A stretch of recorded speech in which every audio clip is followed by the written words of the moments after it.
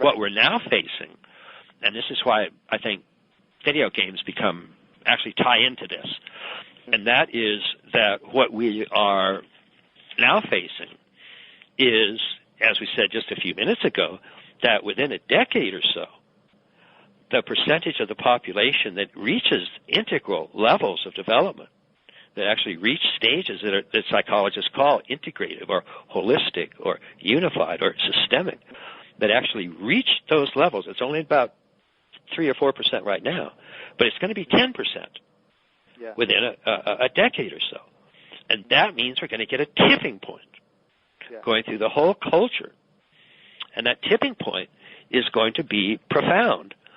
because all of the previous transformations that occurred, and those were transformations that occurred from worldviews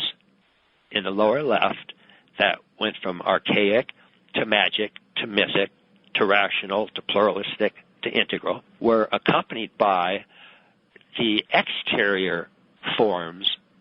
in the lower right. So that went from foraging to horticultural to agrarian to industrial to web information system. Right. And so now what we're facing is a shift from the leading edge being at green to the leading edge being at teal and turquoise, or these are just colors, again, that represent integrated stages, that represent vision logic, represent centaur, represent these unified, truly holistic stages of development. And that means that the whole culture is going to experience the effect of this 10% tipping point. Now, that's going to occur right during the same time that Ray Kurzweil sees this singularity occurring in relation to technology. If the video game catches on among the gaming community with anything near the level of World of Warcraft or similar games that have a large following and community associated with them, then it can make a substantial difference in the amount of the population that are going through further developmental stages. And then that could change the dominant mode of discourse in the society, because people would be heading towards more inclusive stages that are able to handle more perspectives.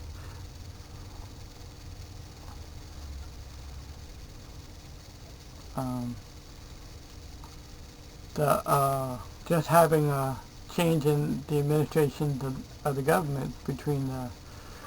the way the Bush policies and were geared more traditional values and ethnocentric tribal values of just us versus them, to a more pluralistic value to take more perspectives that Obama's bringing to the administration, changes the dominant mode of the discourse of society, since people are raising the level of which they can take more options than the way the policy has been run before. And using that momentum of the change in the policies could help accelerate the changes to make more progress in a generation than we have seen, so that by the time the technological singularity gets here, that the horse race of whether or not the ethnocentric view or the world-centric society will use the advantages in technology will be won by the world-centric, because more of the population will be at higher stages from playing the video game, so that the dominant mode of discourse in society will be able to handle all the technological advances, so they benefit all the people instead of just profit the few people. It's a real issue, and what I see happening about 30 years from now is an extraordinary horse race between this 10% and higher of the population that's going to signal a tipping point towards cultures that are truly inclusive, truly don't marginalize anybody, are truly holistic and embracing, or cultures that are increasingly fascist, fundamentalist, militaristic, and hellbound.